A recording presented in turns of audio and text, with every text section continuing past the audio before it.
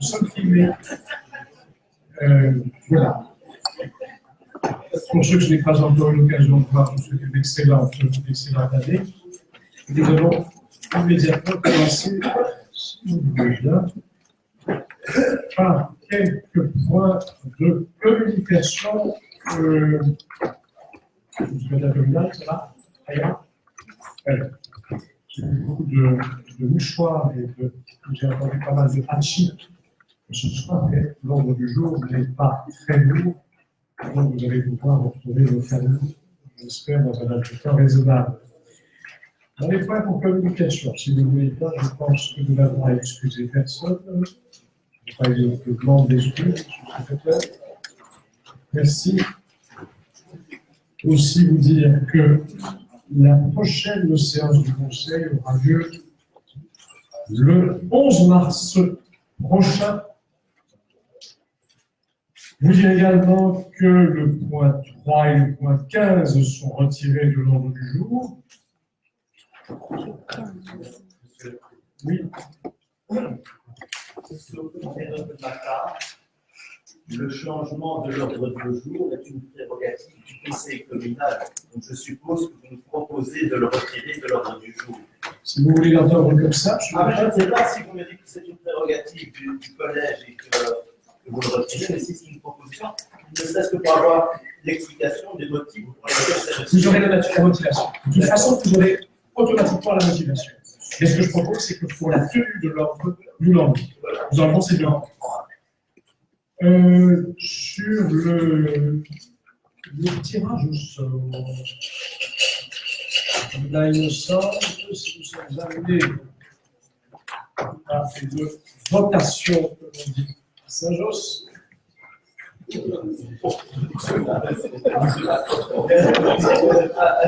c'est vrai que ça va soulever une réaction de francophile, et ce sera M. Muir qui sera le premier à voter si le chef. Vous connaissez la tradition de M. Muir, je rappelle le chapeau melon. Alors, voilà pour les petits rituels. Également en termes de communication, peut-être je peux vous dire que nous avons donné corps à notre souhait d'avoir une réflexion sur l'articulation entre législation et pension. La proposition est la suivante, c'est qu'une première commission réunie ait lieu le 4 mars prochain. Le 4 mars prochain, c'est un mercredi, 8h à 20h. Vous recevrez l'invitation avec l'ordre du jour qui sera à la fois à l'état des lieux, une liste d'expertise et bien entendu à vous également de l'enrichir et également l'organisation de nos travaux en termes de calendrier, si vous le voulez bien. J'aurais quelques petites questions d'actualité. Je ne suis pas terminé sur ce point-ci. Est-ce que nous en sommes d'accord? Je vous remercie.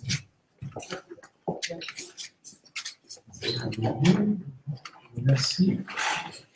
Alors, vous dire aussi que je présiderai cette séance. La séance du 4 mars. Alors, les questions d'actualité, y en a-t-il? Dans l'ordre, monsieur le maire va avoir note. Monsieur Massabier, on va prendre note de vos questions d'actualité. Et monsieur le maire,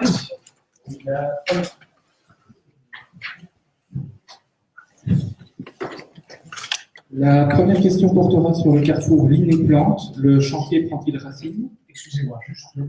Non, le micro fonctionne, mais je n'ai pas les conditions là. Juste répéter s'il vous plaît.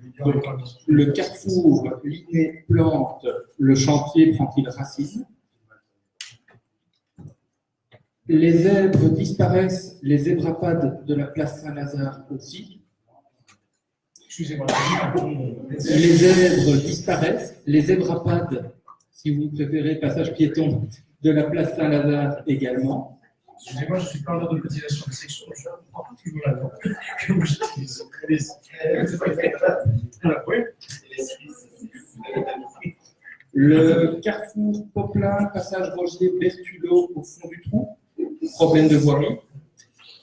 Et Silver Tower, la bling bling, au vu de l'actualité de ce jour sur la potentielle pollution lumineuse qui pouvait être ajoutée à ce chantier. Très bien, merci. Nous allons donner chaque fois un sous-titrage à votre demande de questions orales, parce que vous êtes bien sûr fantastique dans mon petit sort. Merci, monsieur le maire. Ça en fait 4, j'ai bien compté. On verra ça tout à l'heure. Madame Arnaud, c'est pas. Merci, Monsieur le Président. Après ça, qu'est-ce que je peux faire? Donc, je vais me lancer. Je voudrais aussi faire une question d'actualité sur le carrefour rue de l'Artichaut, la fin des haricots. Et j'aurais aussi une question d'actualité en huis clos, s'il vous plaît. Je vous remercie. Monsieur Bassambi, allez-y. Le meilleur pour la fin, ça sera sur la gestion de la catastrophe On n'entend pas. Excusez-moi, le micro est-il bien branché? Il fonctionne. Je me répète, comme on garde toujours le meilleur pour la fin, mais moi, ça sera une question d'actualité sur la gestion de la tempête Chiara à Saint-Josse. Excusez-moi. Je vais vous réfléchir sur ce Non, point. pas du tout, mais Mais on dit, je sens que vous allez faire Toujours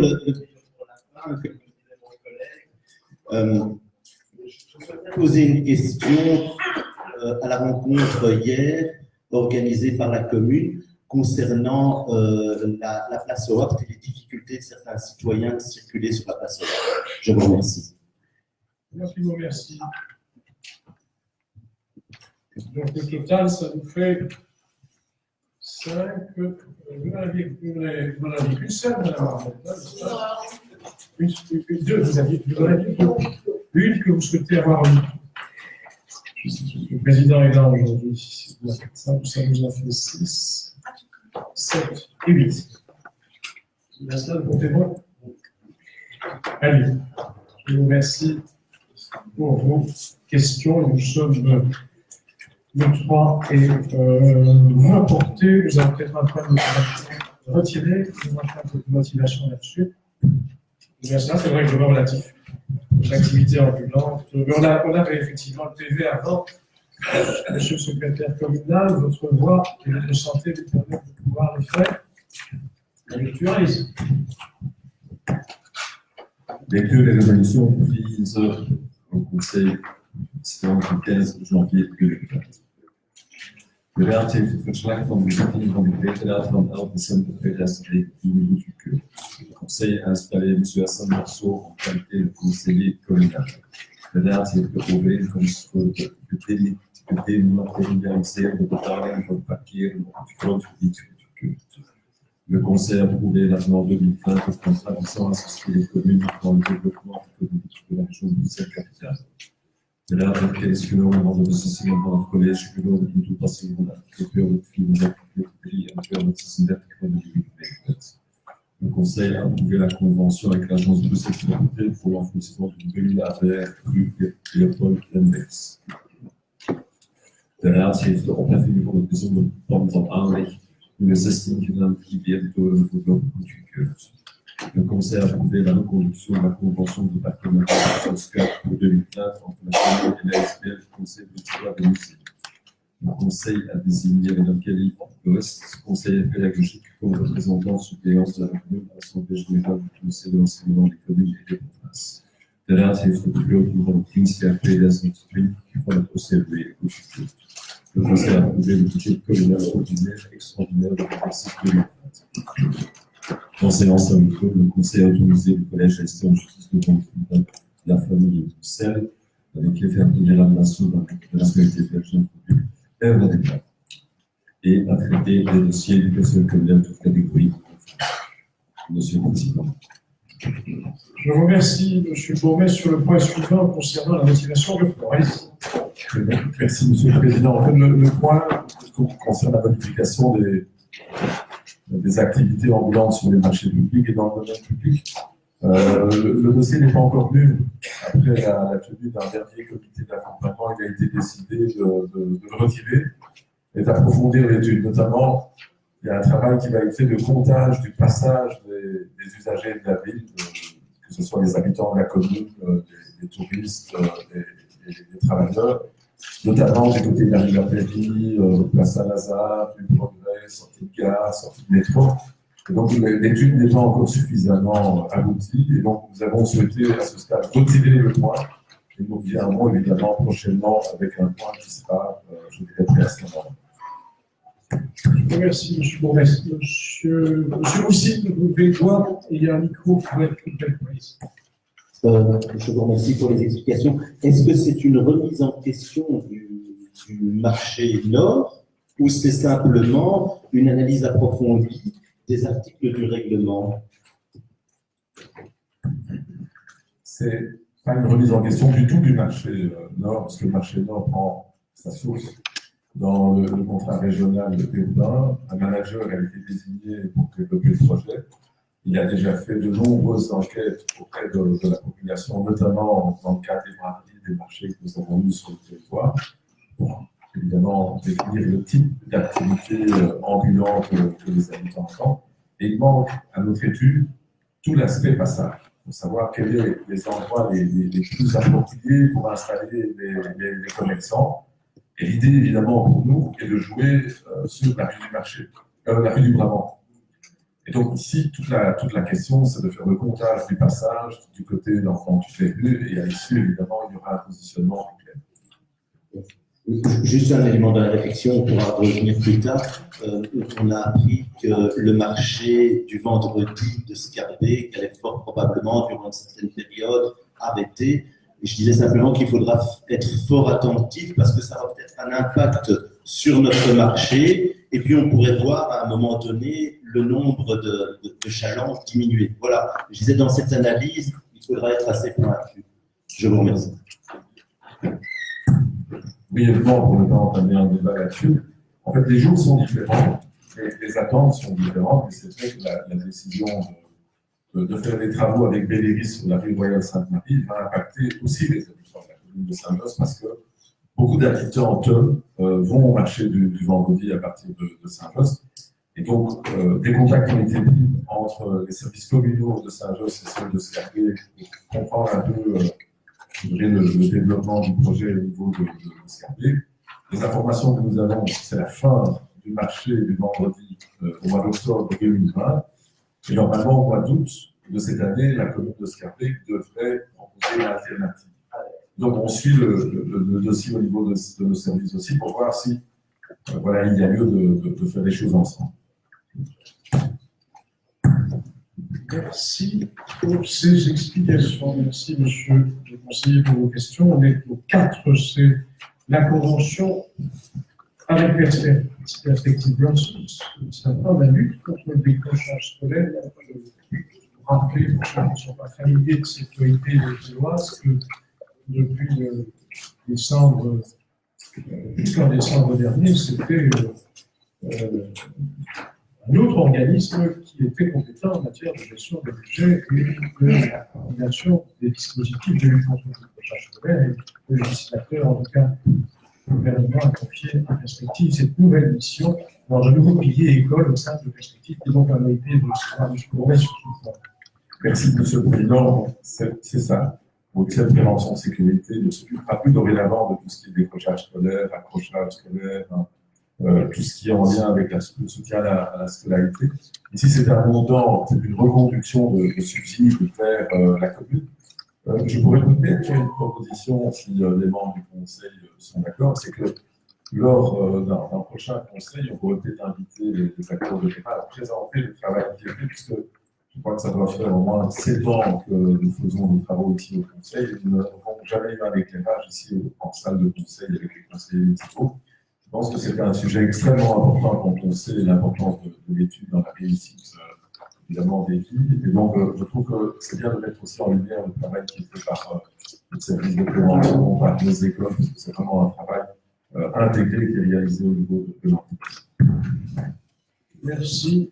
Je tiens à votre proposition pour un prochain rendez-vous. Merci en tout cas. Des questions sur ce point? Alors, on avance sur le. On est sur quel point? En distraction. Je vous en prie, ça nous arrive à tous. Nous allons de couper le 4. Hein, c'est le 5, si vous voulez bien. C'est le bien situé rue du Méridien, numéro 29, communément appelé la justice de paix, anciennement la justice de paix. Nous aurons d'ailleurs successivement un point d'aliénation et un point d'acquisition. Ce qui va sans doute être nécessaire, c'est de nous rappeler pourquoi et comment nous revenons au Conseil et qu'il nous faut une décision du Conseil communal sur la mise en vente effective du bien. C'est pas M. Bourges, puisque ça relève de vos compétences. Allez-y. Alors, c'est M. Boisqueté.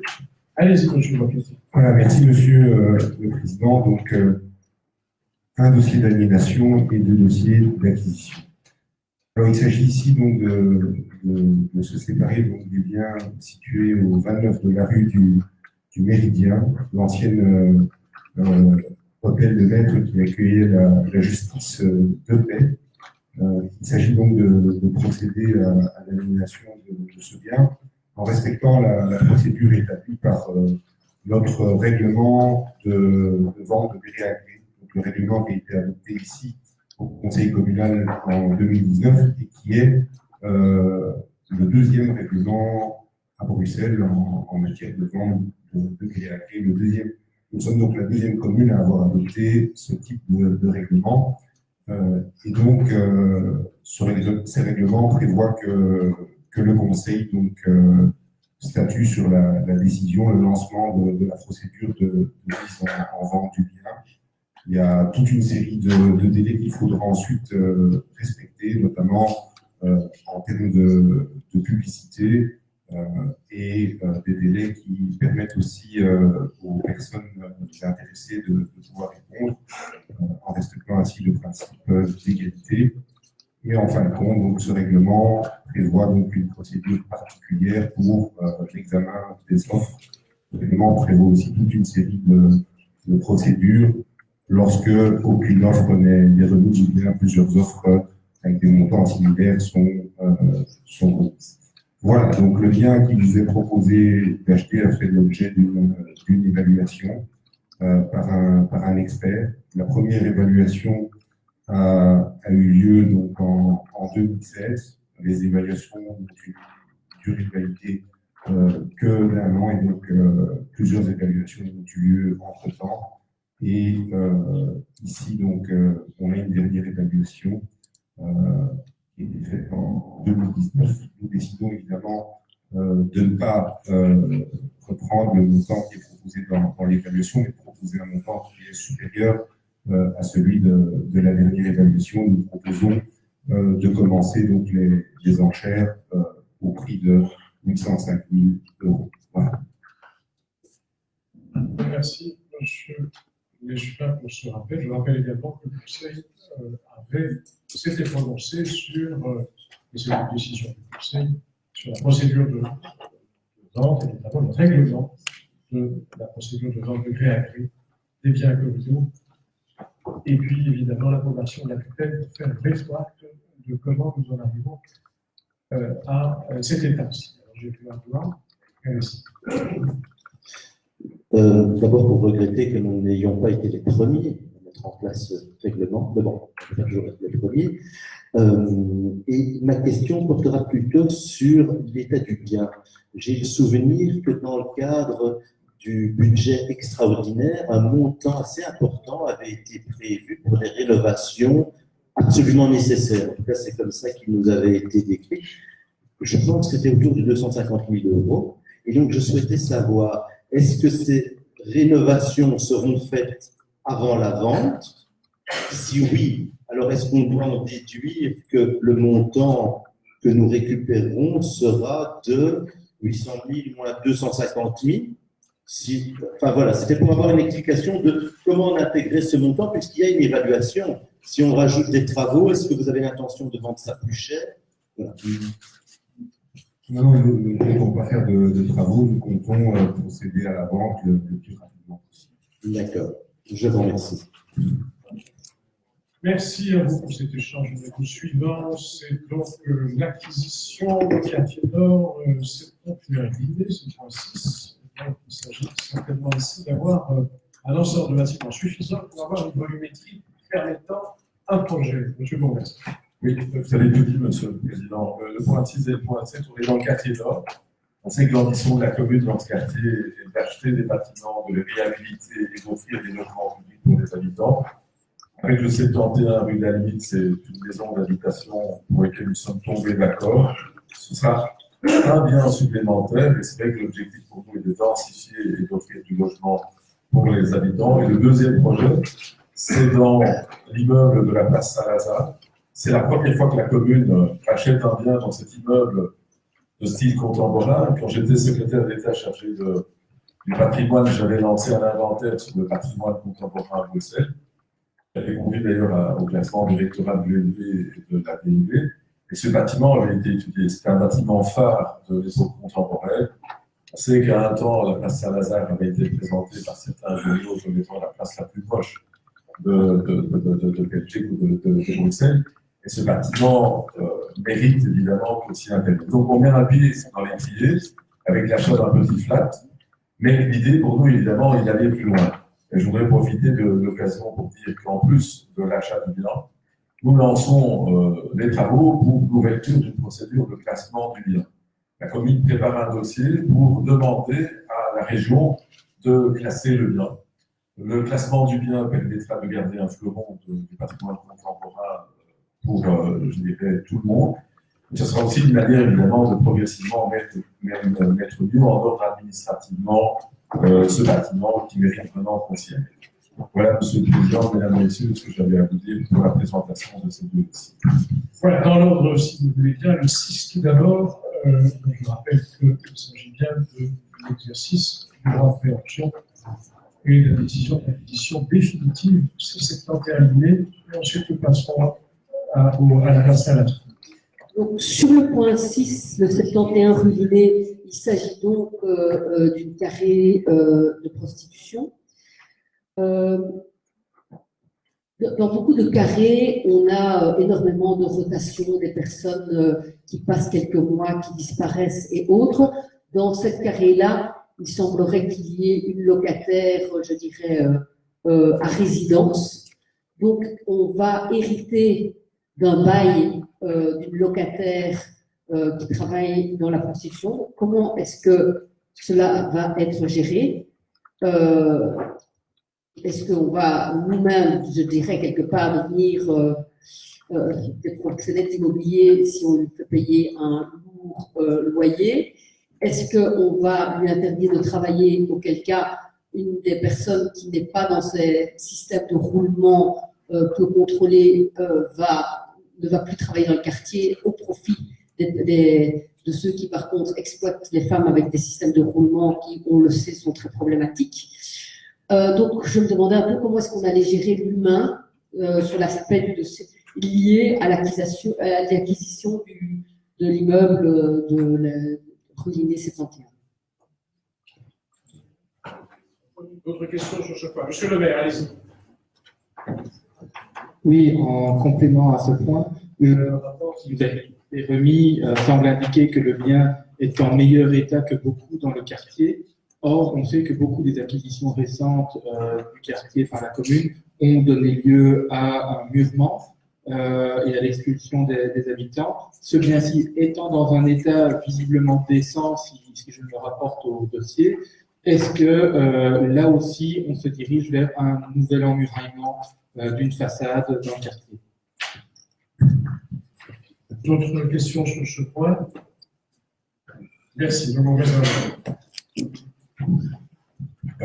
Par rapport à la question de Mme Genot, vous semblez bien être au courant de cette situation. Évidemment, les services analyseront le dossier comme nous l'avons fait pour d'autres locataires qui se trouvent dans des bâtiments que nous achetons. La politique de la commune est connue. Nous sommes pour une prostitution qui soit contrôlée avec les personnes qui soient connues des services. Et nous refusons évidemment la présence des êtres humains dans des surfaces commerciales, dans des rez-de-chaussée, dans le quartier. La commune n'a pas vocation à être proxénète. Nous n'avons aucune intention, nous, de maintenir les locataires qui sont dans la prostitution. Ce n'est pas quelque chose qui nous parle dans une déclaration politique générale. Nous n'avons pas évidemment dit que nous allons faire ça. On va rester cohérents vis-à-vis de nous-mêmes. Par contre, je dirais, le dialogue avec tous les acteurs dans le quartier est en cours. Nous rencontrons tous les acteurs concernés dans le quartier, associations, services communaux, services de police, pour essayer de trouver les solutions les meilleures. Concernant maintenant les projets de réhabilitation du quartier, nous, notre objectif, et on le verra tout à l'heure dans votre interpellation, monsieur le maire, c'est d'offrir des logements pour les habitants. Et on n'est pas d'accord avec votre approche, puisque dans l'interpellation que vous déposez, vous avez une vision assez restrictive. Nous souhaitons évidemment offrir des logements à nos habitants. Et si nous pouvons à un moment donné avoir des blocs, des immeubles avec des logements publics pour les appartements, nous le ferons. J'ai lu votre interpellation. Je ne sais pas si c'est au nom du groupe écolo, mais pour vous, il ne faut plus construire de logements. Pour nous, construire du logement est vital. Et c'est essentiel pour nous de pouvoir en construire. Et effectivement, quand on a la chance d'avoir acheté plusieurs bâtiments qui sont côte à côte, l'objectif que nous avons déjà annoncé lors de la dernière législature, c'est de pouvoir viser la construction de logements et de répondre aux demandes des nombreuses familles et habitants qui sont sur le territoire. Donc voilà, nous tenons compte évidemment de la situation existante par rapport aux locataires qui sont dans les logements, nous respectons tous les plans qui existent, nous allons suivre évidemment la loi, et la politique que nous menons est claire également. Allez-y. Merci, Monsieur le Président. Donc, au-delà de la réflexion de ce qui est par rapport à une interpellation qui est à venir, je le rappelle, la question était, est-ce que le but ici, c'est à nouveau d'acheter un bien pour le murer? On a vu ça avec le 8 de la rue de la Rivière. Il y avait des locataires qui payaient leur loyer à la commune, des locataires qui vivaient alors que le bien appartenait à la commune dans des conditions indécentes, et ça ressort des rapports de l'administration même, avec des rats, avec un escalier qui s'effondre, avec une porte qui ne ferme pas. Et ce bien, les locataires ont été expulsés. Je rappelle que dans ce bien, il y avait une dame enceinte avec 5 enfants, et donc ces locataires ont été expulsés. Et après, la commune a muré ce bien, et ce bien est toujours muré. Et donc, on voit pour le moment la multiplication des acquisitions par la commune pour faire du logement, et on va y venir dans le point relatif au 77 de la rue de la commune. Donc, on voit une acquisition de biens pour faire du logement qu'on laisse vide, parfois pendant plus de 5 à 6 ans. Et donc, la question de Monsieur le maire, à laquelle il n'a évidemment pas été répondu, était est-ce que l'objectif, c'est de faire en sorte de mettre des personnes dehors de ce bien maintenant, de le murer comme cela a été fait pour de nombreux autres logements, et dès lors d'acheter des biens pour essayer d'avoir un parc immobilier qui est plus élevé effectivement sur papier, mais qui ne représente rien par rapport à l'apport que ça peut avoir pour les citoyens qui sont dans le besoin de logements sociaux ou communaux. Merci, Madame Arnaud. D'autres interventions sur ce point? Alors, je voudrais dire que sur la question des maisons qui sont murées, il y a eu énormément de plaintes par rapport au vandalisme, par rapport au squat dans les quartiers, les gens n'en peuvent plus, et donc nous avons pris des mesures pour... S'il y a des maisons qui sont restées murées, on a eu l'occasion d'échanger cela ici au Conseil, et je vous remercie de poser à nouveau la question. Ça me donnera l'occasion d'expliquer pourquoi nous attendons. En fait, quand vous avez un bien pour lequel vous voulez faire de la réhabilitation, vous devez avoir un budget, obtenir des autorisations avec un permis, organiser un marché. C'est des procédures qui sont extrêmement longues. Et pour notre administration, qui est une petite administration, ce n'est pas toujours évident de les porter. Alors, ce que nous avons fait comme choix, c'est d'attendre d'avoir plusieurs maisons et d'introduire une seule fois une procédure. C'est ce que nous avons fait. Puisqu'en 2019, nous sommes passés avec ces dossiers 4 maisons qui ont fait l'objet d'une seule approche, ce qui facilite évidemment le travail au niveau de nos fonctionnaires. Donc on mutualise les moyens. On n'est qu'une petite commune, hein. On n'est pas une commune avec un personnel qui est pléthore. On ne peut pas tout faire en une fois. Et malgré tout, l'approche que nous avons décidé d'avoir est une approche qui me paraît intelligente parce qu'elle nous permet en une seule fois de pouvoir faire plusieurs projets dans une zone. C'est à l'administration à analyser encore une fois les dossiers à l'aune de leur réalité. Et c'est vrai qu'avec le collège et avec Philippe Bois-Pété, notre souci est de pouvoir mutualiser des biens qui sont côte à côte. Si on veut avoir l'accès à l'achat de biens qui sont côte à côte, on peut envisager la démolition et la construction de nombreux logements publics dont nous avons besoin pour nos habitants. Voilà l'approche de la commune dans la matière. Et M. Bois-Pété pour les compléments. Voilà, peut-être juste pour rebondir sur la question de l'approche humaine de la commune lorsqu'elle acquiert des biens. Évidemment, notre objectif, évidemment, c'est pas de laisser les gens vivre dans des conditions qui ne sont pas acceptables. Ce que nous essayons de faire, c'est nous essayons de reloger les gens qui vivent dans des maisons qu'on a achetées et qui sont en mauvais état. On le fait en fonction de nos besoins. On a déjà relogé une série de personnes qui habitaient dans les maisons qu'on a achetées, mais on demande aussi un certain nombre de conditions. On demande aux gens de remplir et de respecter leurs obligations. À partir du moment où les gens remplissent et respectent leurs obligations et que des opportunités se présentent pour reloger ces personnes, eh bien, on les reloge dans des biens qui sont déjà dans notre parc locatif et qui sont des biens de qualité. Voilà, je voulais préciser cela. Alors, Madame Arnaud, puisque vous avez le micro, et ensuite, Madame Allez-y. Oui, eh bien, merci Monsieur Boquetin. On peut approfondir la question. Pour ce 8 rue de la Vivière, vous avez fait signer de nouveaux baux aux habitants, vous avez augmenté le loyer, et le rapport de l'administration était absolument scandaleux par rapport à l'état des biens, et vous avez demandé le loyer, le paiement du loyer jusqu'au dernier carat à ses habitants, jusqu'à menace d'expulsion que vous avez mise en détail, puis après vous avez fermé le bien en murant la porte et les fenêtres. Donc on peut revenir là-dessus beaucoup sur l'approche humaine, mais effectivement, pour le 8 rue de la Vivière, c'est effectivement ce qui s'est passé et vous ne m'enlèverez pas cela. Pour l'approche qui est reprise par M. Kirch, j'entends bien l'idée de vouloir grouper les procédures. Il n'empêche que nous sommes en besoin de logements sociaux, de logements de transit, de logements communaux, et que par ailleurs, on remarque ici au sein de la commune que, contrairement à ce que vous dites, M. Kirch, on est une petite commune, effectivement, on a les moyens. On est une commune qui est riche. On est une commune qui est riche grâce aux taxes qu'on reçoit. On est une commune qui a plus d'argent par habitant que Schaerbeek et beaucoup plus d'argent par habitant, par surface, par kilomètre carré de voirie, notamment à entretenir, que Schaerbeek. Et donc dire qu'on n'a pas les moyens en personnel, alors qu'on est une des communes qui a le plus de personnel communal par habitant, dire qu'on est une petite commune et qu'on est une petite commune qui n'a pas les moyens, c'est absolument faux, je ne peux pas vous laisser dire ça. Nous sommes une commune qui est choyée en termes de moyens qu'elle a à sa disposition.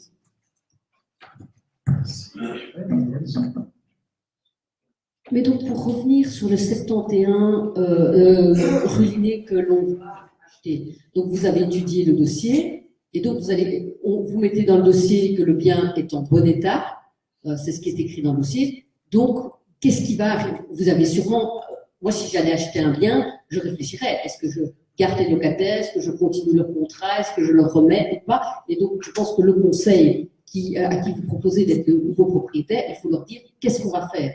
Et donc, la question est très concrète, c'est qu'est-ce qu'on va faire avec les locataires du 71 rue Linné. D'abord, à Madame Warnotte, je voudrais vous dire ceci. Si la commune est bien gérée, c'est parce qu'on la gère. Si la situation financière... Attendez, vous savez, le jour où vous aurez la chance un jour de geler quelque chose, on vous verra.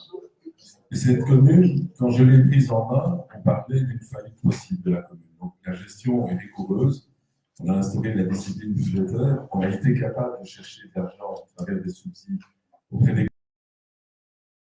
Les projets qui passent font l'objet d'une demande de subsides à chaque fois. Et puis par ailleurs, nous avons été capables de chercher de l'argent auprès de ceux qui peuvent payer, augmenter les recettes au niveau des taxes, augmenter les recettes au niveau des hôtels. Nous avons fait tout ça et nous avons atteint un équilibre. Et malgré tout, on est une petite commune, on n'a pas une administration pléthore. Ne vous en déplaise, c'est la réalité. Mais pour vous répondre sur un point, vous ne pouvez pas à la fois dire que les gens vivent dans des conditions innommables et nous reprocher de vouloir rénover et construire des logements. Il faut être conséquent. Quand on prend des décisions à un moment donné de réhabiliter des logements, c'est parce que c'est indispensable.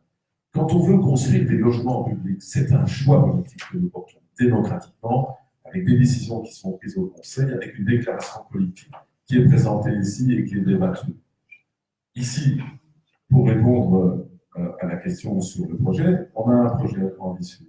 On va demander à notre administration de voir jusqu'où on peut monter au niveau des étages, de construire un maximum de logements publics, parce que quand nous, on est avec les habitants, ce qu'ils attendent de nous, c'est surtout de construire des logements. Donc, on va essayer là-bas, à la rue Botanique et dans d'autres quartiers de Saint-Josse, de construire là où on peut, monter dans la verticalité et faire en sorte qu'il y ait des logements accessibles pour nos habitants. Et la question sur que vont devenir les locataires? Comme je l'ai dit tout à l'heure à Madame Marmotte, si les locataires qui sont présents, qui deviennent des locataires de la commune, respectent leurs obligations, payent leur loyer, Madame Marmotte, eh bien, et quand une opportunité se présentera, ils seront relogés par la commune dans des conditions meilleures que celles qu'ils occupent. Voilà. Je vous remercie. Une attitude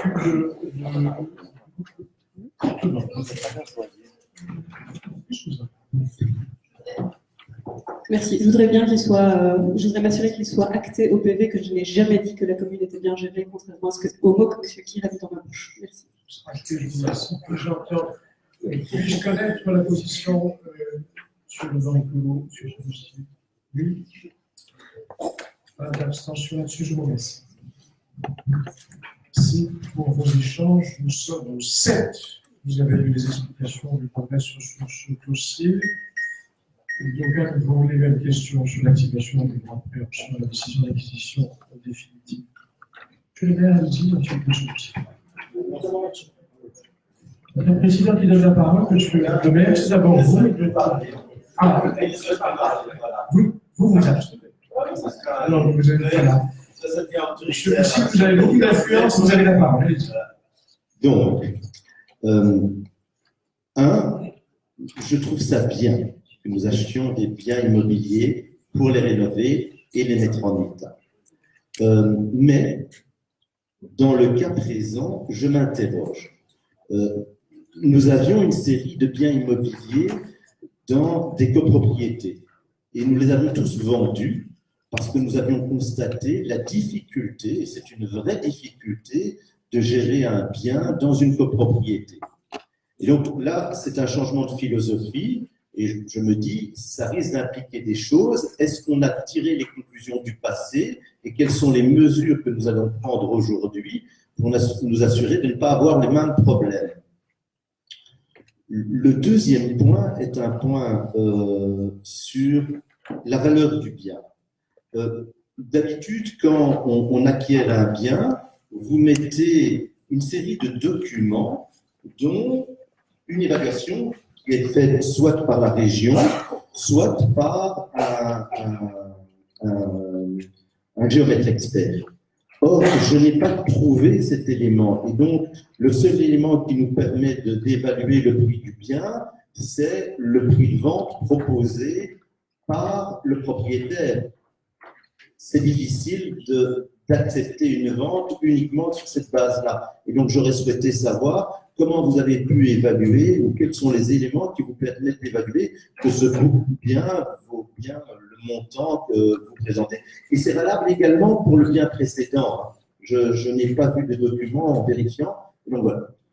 Je peux passer le micro à monsieur le maire qui tout d'un coup a changé de nouveau d'avis. Franchement, il change souvent d'avis. Monsieur le maire, un peu discipliné par rapport à ça, je mets ça sur votre jeunesse, la jeunesse de votre mandat. Allez-y. Je vous remercie, monsieur le président. Effectivement, du temps du LV Culture, déjà, je changeais d'avis et vous me connaissez de cette époque lointaine. Non, je voudrais revenir quand même sur le contexte un peu particulier de cette acquisition dans l'immeuble Miramar Place Saint-Lazare. C'est un immeuble, effectivement, avec une vraie valeur patrimoniale. Il y a eu des publications académiques sur ce bâtiment, mais c'est aussi un immeuble qui est connu dans la commune pour avoir une histoire difficile, avec de graves problèmes depuis des années, une situation qui s'est un peu améliorée sur ce plan-là, heureusement, mais aussi de graves problèmes aujourd'hui de vétusté dans un certain nombre d'éléments, et également des problèmes liés, par exemple, à l'amiante. Toute la façade est en réalité en amiante, pris dans des plaques de verre. J'entends proposer une mesure de classement qui imposerait théoriquement la reconstruction à l'identique. Je m'inquiète un peu dans un cas pareil.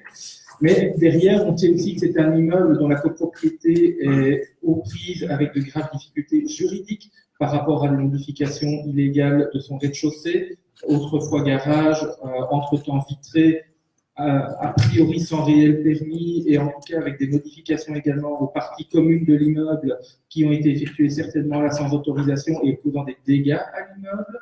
On connaît aussi dans cet immeuble la situation très particulière de la structure de propriété du bien, avec 2 propriétaires qui détiennent plus de 50% de ce bien et qui, à ce titre, ont donc une influence prépondérante qui rendra très difficile l'action communale si la commune n'est propriétaire que d'une seule unité sur une bonne soixantaine. Donc, face à tous ces éléments, c'est vrai que je me pose la question de l'opportunité d'une opération aussi limitée quand on sait par ailleurs qu'au moment du CRU, au moment des discussions pour ce contrat régional d'urbanisme, d'autres propositions avaient été mises sur la table pour une action publique beaucoup plus forte, avec un projet structuré en vue notamment de mettre en place du logement étudiant social, car ce bien présente une structure d'habitat qui se serait bien prêtée à ce genre d'activité, avec des moyens régionaux qui n'étaient finalement pas si énormes, mais qui auraient permis d'entreprendre les travaux qu'aujourd'hui la copropriété n'est pas forcément en moyen d'assurer. J'ai vu les études techniques pour la façade.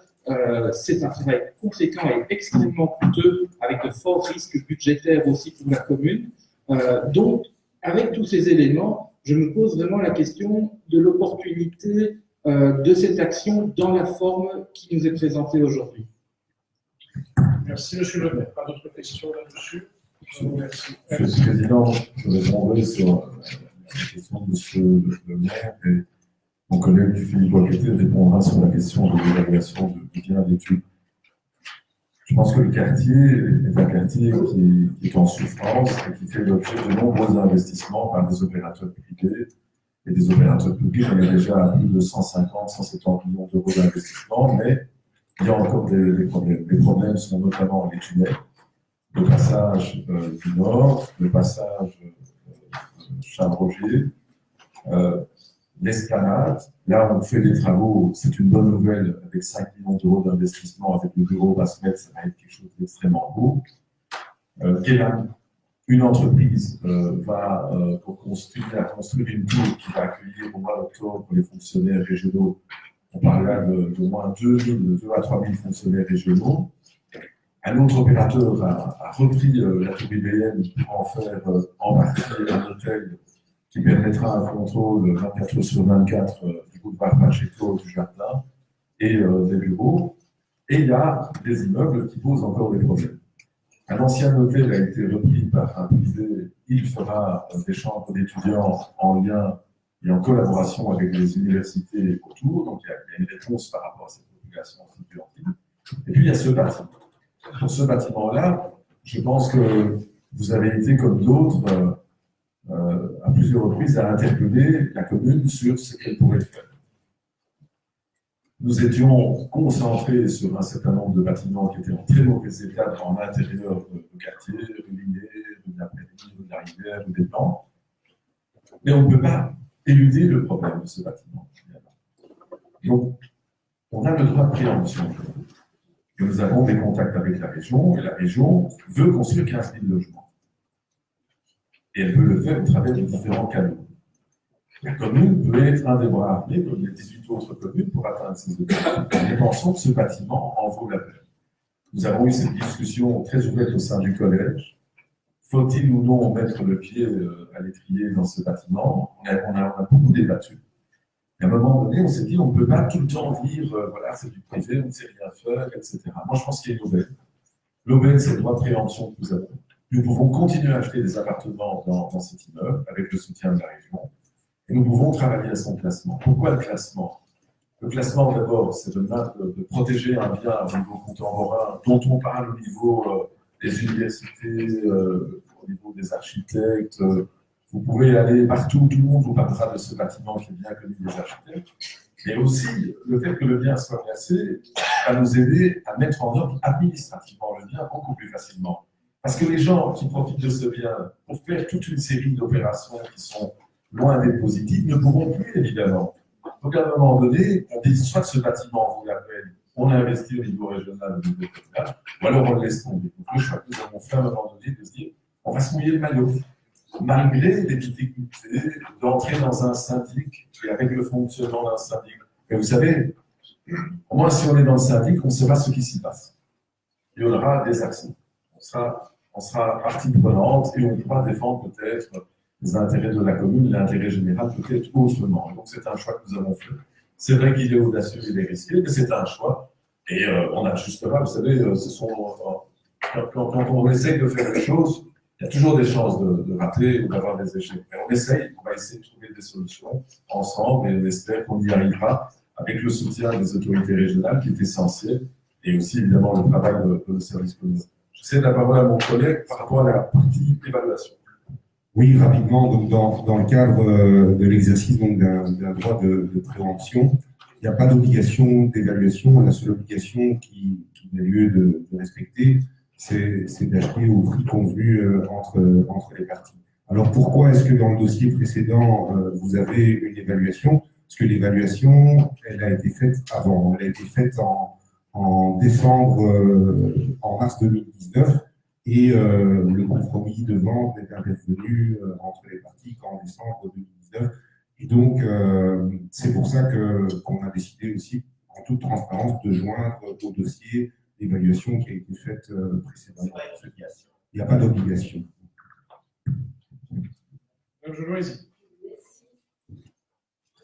Si vous vous en rappelez, en fait, il me semble que l'agence immobilière sociale avait en gestion plusieurs appartements, 8 me dit mon collègue, au sein du Miramar, et il avait le mandat pour pouvoir représenter les propriétaires dans la copropriété.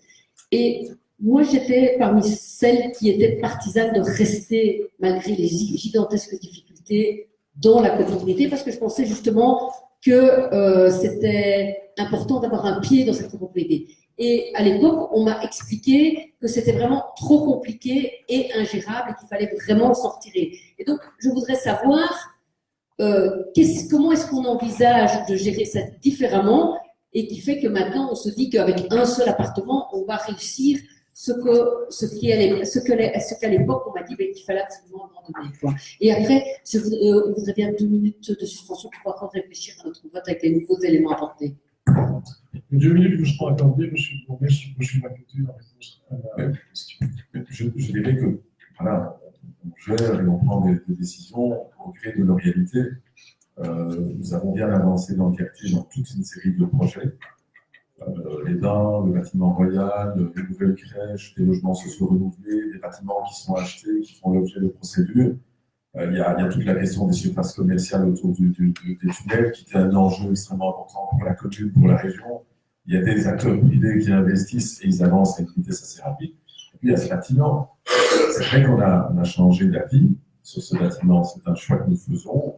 Voilà, c'est un choix que nous faisons. Mais nous nous donnons quand même quelques moyens pour réussir. J'espère qu'on y arrivera. Vous savez, tout ne tente rien à rien.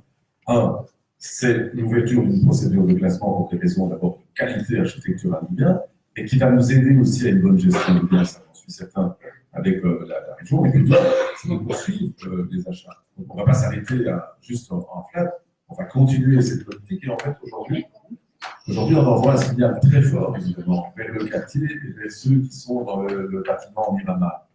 On leur dit en gros que la commune s'y intéresse de manière très sérieuse, en achetant et en essayant de travailler avec la région. Voilà, et après, on sera évalué évidemment à l'aune de leurs résultats. Merci. 2 minutes de suspension de séance.